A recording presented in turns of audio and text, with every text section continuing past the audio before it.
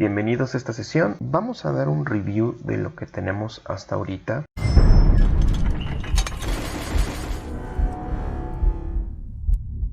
Básicamente le vamos a dar continuidad a lo que hemos estado desarrollando, lo cual consiste en el problema de calcular la intersección entre dos rectángulos. Hasta el momento tenemos dos archivos separados en nuestro proyecto.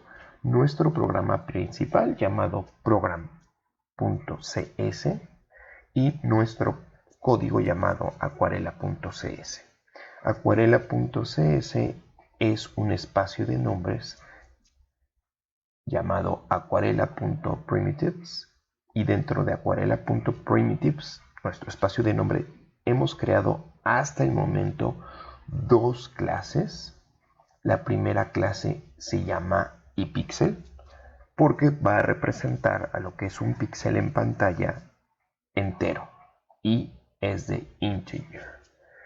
Nuestro iPixel simplemente está compuesto por dos enteros x y y, que corresponde a la coordenada x y a la coordenada y en pantalla de un píxel, y hemos definido las properties o propiedades de esta clase, y estas propiedades simplemente van en el sentido de permitir crear una interfaz pública o servirnos para crear una interfaz pública de tal modo que podamos asignarles valores a los fields x y y de nuestra clase. Recordemos que esto es una clase y una clase simplemente es un molde. Estamos creando un nuevo tipo de dato que simplemente va a modelar un píxel, ya que en nuestro programa vamos a estar hablando de muchos píxeles. Noten que si yo les pregunto ¿qué píxel es este? No es ninguno, es un píxel genérico. No es ningún píxel en específico, ya que no hay valores para x y y. Simplemente estos valores van a ser asignados en el momento en que se cree una instancia de este tipo de dato. De momento simplemente es un layout, un diseño de un elemento que será llevado a la vida cuando se cree una instancia de él. También tenemos la clase rectángulo. Nuevamente, este no es ningún rectángulo en específico, es un rectángulo genérico que tiene dos coordenadas o dos píxeles. Está compuesto por dos píxeles que son de la clase iPixel. Noten que aquí estoy utilizando este tipo de dato que creé aquí arriba. Es decir, mi rectángulo está concebido como dos píxeles. Si lo vemos de forma gráfica, vendría siendo algo como esto. Tengo acá que un rectángulo básicamente está compuesto por dos píxeles. Un píxel de la esquina superior izquierda y otro píxel de la esquina inferior derecha. Noten que esto lo he traducido a términos de clases.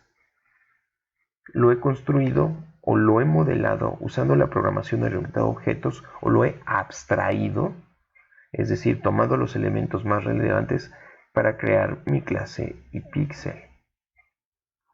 iPixel está compuesto por x y por y. Y un rectángulo, que es este elemento de acá, es igual a una clase que lo he modelado como dos píxeles. Al primero le he llamado iPixel, que es el píxel 1 y el píxel 2. Este vendría siendo el píxel 1 y este vendría siendo el píxel 2, que me hacen mi rectángulo. Noten que estos son objetos o van a ser objetos de la clase iPixel. Esto se le llama composición en la programación orientada a objetos, y en la vida real funciona de la misma manera. Cuando nosotros tenemos un cuaderno de espiral, podemos descomponerlo en varios objetos. De hecho, no en dos objetos, en varios. Tenemos las hojas, Tenemos la espiral, la portada o el cover, que es pasta dura, y todos estos elementos ensamblados nos hacen un objeto en concreto, que en este caso es un cuaderno de espiral. De la misma manera, yo he fabricado modelos de pequeños elementos que me van a servir para construir un objeto más grande o mayor, o compuesto, como es un rectángulo, definido como la composición de dos objetos llamados iPixel. Regresando a mi código, entonces, básicamente aquí tengo esto. Tengo mis dos objetos pixel, creo sus properties para asignarle valor a estos elementos y listo, ya está.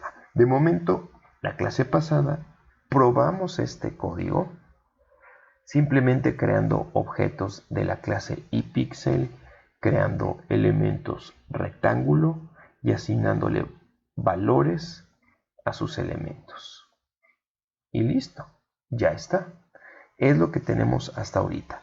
En la sesión de hoy vamos a seguir resolviendo este problema, vamos a seguir y a completar este modelo que hemos venido desarrollando, lo que se llama pues el cálculo de intersección entre dos rectángulos. En la clase de hoy vamos a tocar un tema interesante. Vamos a tratar acerca de los constructores. ¿Qué son los constructores? Bueno, antes que nada vamos a ver qué está ocurriendo con, digamos, nuestra clase iPixel. Me voy a ir al programa principal. De lo que llevamos hasta ahorita, estoy en el programa principal, tengo aquí un main. Aquí yo creo un píxel. Aquí, este es el momento en el cual yo creo un píxel. Esto que vemos acá es, por ejemplo, la parte izquierda, básicamente está declarando una variable, es decir, estoy preparando espacio en la RAM para guardar un objeto, ya una instancia de una instancia de la clase iPixel. ¿Qué es la clase iPixel? Nuevamente, soy muy reiterativo en esto para recordarlo y tenerlo en mente. Una clase iPixel es un elemento complejo que puede guardar dos valores relacionados entre sí, una X y una Y. Esta es la clase iPixel. Por lo tanto, cuando yo creo una instancia u objeto, voy a crear ya un objeto concreto que ya va a poder almacenar directamente un valor en X y un valor en Y. Para crear mi instancia, utilizo esta sintaxis. El keyword new significa que voy a producir un nuevo elemento. Y esto que ven ustedes acá, si yo les preguntara, ¿qué es? Muchos dirían, tiene paréntesis al final. Seguro es un método. La respuesta es no. En este caso, en este contexto, cuando yo utilizo el operador new y utilizo el nombre de la clase, noten que la clase se llama iPixel, seguido de paréntesis, como si se tratase de un método, realmente estoy utilizando algo que se llama un constructor. El constructor es un método muy especial porque no necesariamente significa una acción que puede hacer la clase por nosotros, en este caso iPixel. Y si ustedes van a la definición de iPixel, es decir, dentro de Acuarela, que es donde está definido qué es iPixel, van a encontrar que tiene muchos miembros.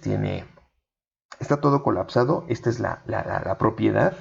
Esta es una propiedad X, una propiedad Y, que me ayudan o me sirven como interfaz pública para darle valores a estos elementos o campos privados, pero nunca van a encontrar ningún método. Solamente hay 4 elementos aquí. Estos atributos privados, de hecho si le quieren poner aquí fields, o también le pueden llamar attributes. Campos o atributos es lo mismo, características también, pero no es muy propio de la programación orientada a objetos llamarlos características. Realmente esto es lo correcto, son fields o campos, o le pueden llamar attributes, y dicho de una manera menos formal, características. Yo les llamaré fields o campos privados. Son dos campos privados y dos properties o propiedades. Pero no hay ningún método, no hay ni siquiera este elemento. ¿Qué está ocurriendo aquí? Siempre que tú a C# le declaras una clase y tú intentas en alguna parte, en algún otro código, crear una instancia de esa clase, C# te construye por defecto este constructor. Todas las clases en C#,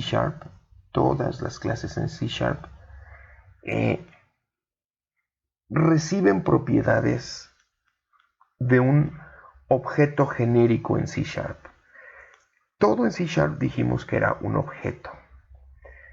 Por lo tanto, todas las clases van a heredar propiedades de una clase padre, que es la que pone C# como el padre de todas las clases. Es como si fuera el material genético básico de este mundo. Así como hay genes básicos en nuestro mundo, donde todos los humanos compartimos esos genes, esas características que nos hacen humanos, en C# toda clase va a heredar cuestiones de una clase padre que de por sí ya tiene un constructor.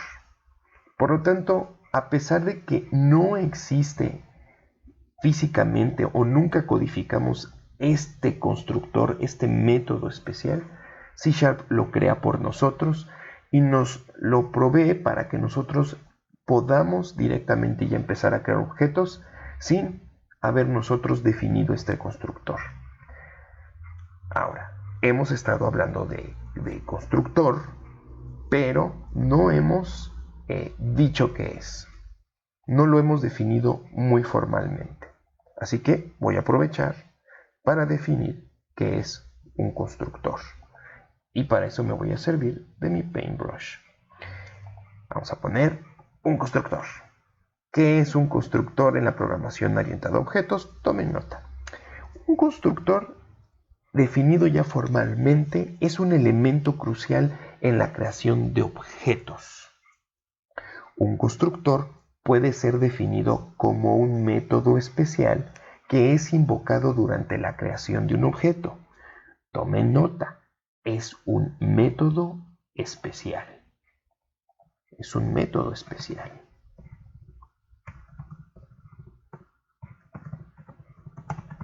¿Sale? Eso es lo primero que tenemos que tomar en cuenta cuando hablamos de un constructor. Son métodos especiales. Otra parte muy importante es que son invocados estos métodos. Son invocados a la hora de crear objetos. Recordemos que un objeto es la instancia de una clase. Eso es otra manera de llamarle un objeto, instancia de una clase. Recordando que una clase es simplemente un molde, como en el caso de iPixel. En el caso de iPixel, nosotros tenemos una clase llamada iPixel. La voy a escribir aquí. Tenemos una clase iPixel. Nuestra clase iPixel tiene atributos. Tiene campos X, que son enteros. Tenemos también Y, que es de tipo entero. Tiene sus propiedades, esas las voy a poner de un color azul diferente. Tiene sus propiedades. Estas son públicas, por eso voy a poner un masecito aquí indicando que son públicas. Tenemos una X, tenemos una Y. Son públicas. Esa es la interfaz pública que nos sirve para poder asignar valores. Ahora, esto es una clase. Hasta ahí estamos de acuerdo. Es una clase. Representa un píxel, pero de momento esta clase no es ningún píxel en específico, es simplemente la declaración de un tipo de dato. Cuando yo invoco al constructor, es decir, a este amigo, el constructor, con el operador new, es decir, new, e invoco al constructor, esta clase me permite crear ahora sí un píxel en específico. Le vamos a poner pixelito, ¿vale? Un píxel en específico, en donde específicamente ahora sí voy a tener un valor para X y un valor para Y. Noten entonces la diferencia entre lo que es una clase, esto es un molde, y una instancia. Ya es un elemento específico con valores y al cual yo puedo comunicarme con él, dicen en los libros de programación orientada a objetos, mediante mensajes, o un programa principal, si esto lo simbolizamos como un programa principal,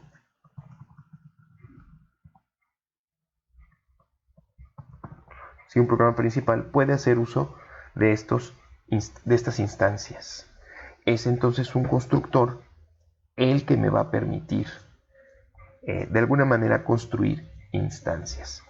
Ahora, como les dije en un inicio, y regresando a mi código de Visual Studio Code, C# me provee de un constructor por defecto y sin parámetros. Sin embargo, yo puedo especificarlo explícitamente para yo tener un poco más control de lo que va a hacer este constructor. Entonces, lo que voy a hacer es crear ese constructor sin parámetros. Para ello lo voy a poner, voy a irme a mi clase iPixel, tengo aquí mis campos, mis propiedades, y a mi código ahora le voy a agregar una sección de constructores. Primero vamos a definir el constructor básico que toda clase en C# tiene, que es el constructor sin parámetros. Entonces, para crear mi constructor sin parámetros, lo único que tengo que hacer es escribir la palabra public. Si bien no es forzoso hacer un constructor público, el uso más normal que se le puede dar es volverlo público, puesto que si no lo hago público, otro programa no podría crear instancias de mi pixel. Cualquiera que yo le diera a mi clase pixel no tendría forma de crear objetos pixel para usar mi código. Por lo tanto, se hace público un constructor. Sin embargo, hay patrones de diseños, y esto es un tema más avanzado, en donde sí pudiéramos tener constructores privados. Pero eso es un tema más avanzado. De momento, nuestro constructor debe ser público para yo poder crear instancias de lo que es mi clase. Bueno, es público. Esta es como una receta de cocina. Para crear un constructor, primero debemos hacerlo público para poderlo usar. Segundo, ponerle el nombre de la clase. En este caso, mi clase se llama iPixel. Y como si fuera un método, como si se tratase de un método, así lo voy a definir. Y como si se tratase de un método, le voy a poner un cuerpo. En este caso, defino el cuerpo. Y ya está. Noten cómo no tengo ningún error. Precisamente no tengo ningún error en mi código, puesto que mi constructor está bien escrito. Algo que deben de notar es que esto es un método especial, se puede ver como un método especial, aunque este método especial ya no lo llamaré método especial, lo llamaré por su nombre. Es un constructor, porque tiene el nombre de la clase. Y a diferencia de un método, es decir, alguna acción que puede ser una instancia de esta clase, generalmente tienen aquí un valor de retorno. Los métodos siempre tienen un valor de retorno, y si no tienen Y si no van a regresar nada, se debe escribir void. Pero noten que este constructor o los constructores tienen esta característica. No establecen un retorno, ni void. Esto es lo que lo hace un buen constructor. Y eso es lo que nos permitiría distinguir entre lo que es un constructor y lo que es un método de la clase. El constructor tiene esa característica. Primera característica, tiene el nombre de la clase.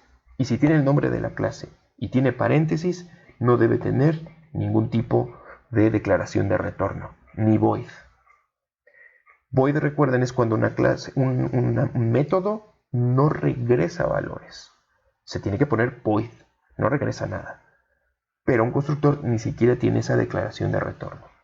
Esto es mi constructor sin parámetros. Si dejo esto punto hasta aquí, me voy a mi programa, voy a borrar esto de abajo para no meter ruido y estar trabajando en mi constructor. Noten que el programa funciona sin problemas. Lo voy a ejecutar, .NET Run. No va a hacer nada porque no está imprimiendo nada, le he quitado todo lo que me escribe datos en la consola. No esperamos. Bueno, ya se ejecutó, pero no ocurrió nada, es decir, no marcó error. Todo está funcionando bien, no tengo ninguna sentencia que me escriba datos en pantalla.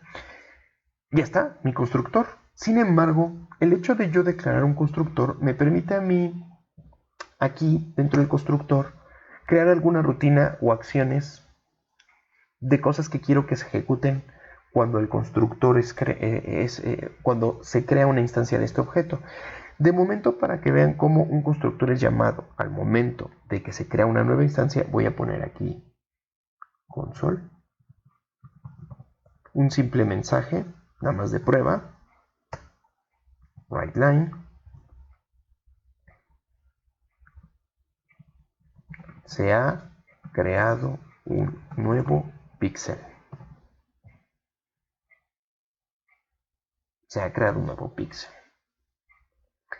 Y un constructor bien me puede servir para inicializar valores a mis elementos. Por ejemplo, si yo le digo this, recuerden que esto representa la instancia que en ese momento es creada, this. Vamos a ver, this x, ya vamos a ver, 20. Vamos a iniciarlo con this x 30. Noten que mi constructor está siendo usado en este caso para inicializar estos fields o estos campos de una instancia. Bueno, regreso a mi código principal y noten que es en este punto en donde el constructor es llamado para crear una nueva instancia. Esta instancia es pix1 y lo que voy a hacer acá es simplemente volver a ejecutar el código y van a ver cómo al invocar, cuando se crea una instancia, se invoca a este constructor. Se invoca, es decir, se va a ejecutar este código contenido acá. Y lo vamos a ver porque en la consola vamos a ver este mensaje. Vamos a ejecutarlo. Le vamos a dar .NET Run. Y aquí podemos ver cómo se escribe el mensaje en pantalla. Se ha creado un nuevo píxel. Y este constructor va a servir para eso. Para crear objetos. Hay uno por defecto. Y nosotros, hay uno por defecto que nos da C#, pero nosotros podemos explícitamente crearlo. Nos sirve este constructor para darle valores iniciales a nuestros elementos. Vamos a hacer algo interesante. De repente se me ha ocurrido algo interesante que podemos hacer. Yo he estado utilizando this y les he dicho, this representa la referencia al objeto que se crea en su momento. Es decir, que este this cuando se ejecute el código, vendría siendo esto de acá, pix1, cuando pix1 lo ejecute. Este dis se termina convirtiendo en la referencia. C# lo resuelve de esta manera. Cuando ipixel ejecuta este constructor para crear pix1, este dis internamente, porque se manda a llamar este constructor, C# lo resuelve así. Eso no lo vemos, porque solamente se hace ya en tiempo de ejecución. Ese dis toma ya un valor en tiempo de ejecución. Por lo tanto, esto es lo que significa ese dis. Ese dis vendría siendo como la referencia genérica que en su momento va a tomar valor cuando se cree la instancia. Y en el momento en que la instancia es creada, dis tiene ya un valor. Voy a hacer esta otra prueba. Voy a crear otros píxeles. Píxel 2, píxel 3. Noten que cada uno de estos son instancias de la misma clase. Significa que son 3 elementos individuales que estoy creando a partir de este molde. Por lo tanto, estoy ejecutando 3 constructores y en donde cada uno de ellos va a crear este constructor, o es el mismo constructor, va a crear una copia o una instancia de pix1 con sus valores iniciales, que en este caso el constructor se los está dando en 20 y 30. Otra vez le vamos a dar aquí .NET Run. Noten cómo se ha ejecutado 3 veces, se ha creado un nuevo píxel. Hasta ahora hemos creado constructores sin parámetros, pero nosotros podemos crear constructor con parámetros o constructores con parámetros. Para ello me voy a ir aquí a mi definición de donde está la clase, donde tengo mi sección de constructores. Este de aquí fue un constructor sin parámetros. Bueno, lo primero que voy a hacer antes de que se me olvide es que voy a quitarle este código de que se va a ejecutar cuando se creen objetos y píxel. La verdad, esto fue nada más demostrativo, no es necesario para estos casos del problema que estoy resolviendo, entonces lo voy a dejar así, el constructor de forma explícita, sin parámetros, totalmente vacío. Pero voy a crear una nueva versión, que es un constructor con parámetros, en donde yo voy a poder crear un nuevo objeto de la clase pixel, y este constructor con parámetros, es decir, voy a poder solicitar parámetros, voy a solicitar los valores iniciales de X y Y. Para eso me va a servir esta versión que voy a construir de este constructor con parámetros.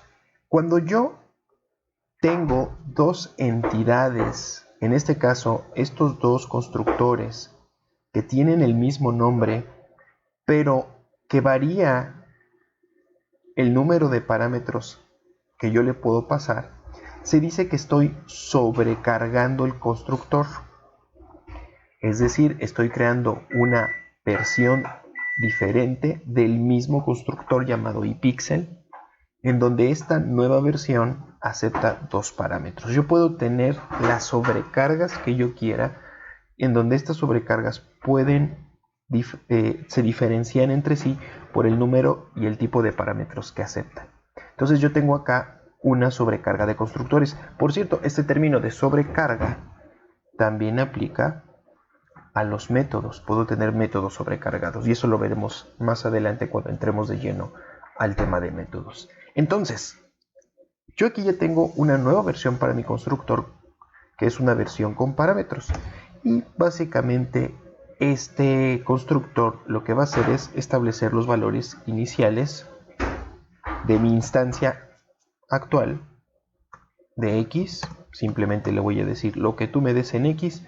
Voy a utilizar la propiedad de X para asignarle valor internamente a mis elementos. Se estarán preguntando, oye, a ver, este constructor está dentro de la clase. Yo puedo directamente asignarle los valores a X y a Y del constructor. Es decir, yo puedo acceder a los fields X y Y o a los campos X y Y. A pesar de que estos elementos son privados, al yo estar dentro de la clase puedo accederlos aunque sean privados. La respuesta es que yo pudiera hacer esto, pero recuerden que en mis propiedades he colocado ya código que se va a asegurar de que no me den valores extraños, menores a 0, en el caso de las X y las Y. Por eso es que para estarle asignando valores inclusive de manera interna, es mejor servirme de mis propiedades, ya que estas propiedades ya tienen código que va a asegurarse de que se estén dando los valores. En caso contrario, lanzará excepciones, que es lo que vimos anteriormente. ¿Qué ventajas tiene de haber creado un objeto, una clase que tiene un constructor con parámetros? De no tener este constructor y optar por la vía de utilizar un constructor sin parámetros, si yo quisiera asignarles valores iniciales a este píxel, por ejemplo a píxel 1, tendría que utilizar dos líneas de código adicionales. Uno para darle valor a X, 10, y otro pix1 punto accedo a la propiedad Y para darle valor a Y, 30. Ahora sí, console.writeLine, tengo mi píxel 1, perdón, se llama pix1, pix1 tiene estos valores de X y Y. Pix1 tiene X y Y.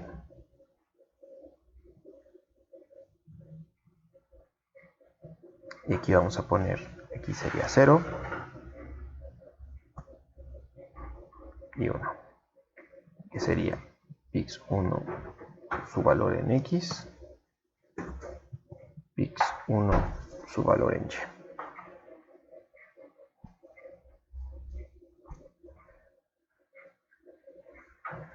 Pix1 su valor en X, pix1 su valor en Y.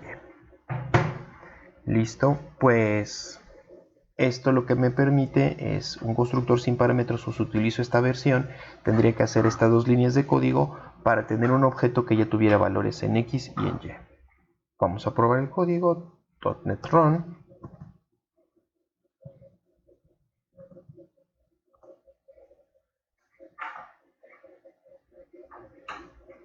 Y ahí está, tengo mi píxel con X y Y.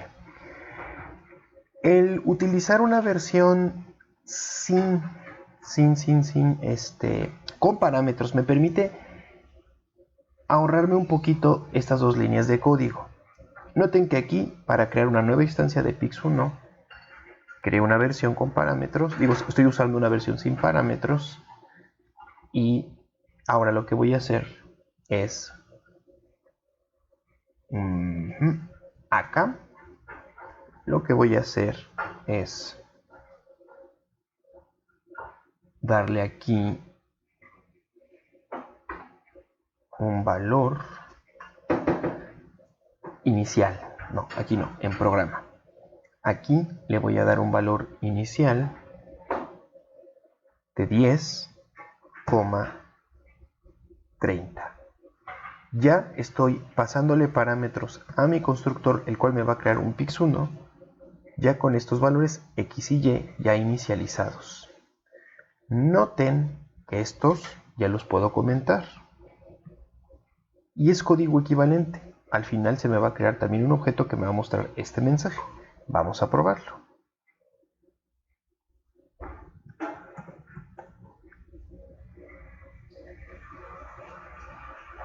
Listo. El mismo código. Noten que crear una versión de constructor con parámetros me permite ahorrar código en cuanto a darle valores iniciales a mis objetos. Yo puedo directamente al crear especificar con qué valores iniciales quiero crear mi nueva instancia. Así de sencillo. Entonces, estas de acá, Control Shift K para borrar línea, Control Shift K para borrar línea. Listo. Ya tengo yo una forma muy interesante de crear nuevas instancias de mi clase Pixel.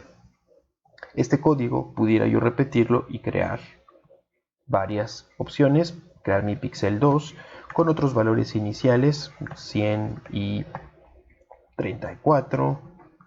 Crear un píxel 3 con otros valores, 45 y 51. Y cada uno va a tener sus diferentes valores. Entonces estoy creando objetos.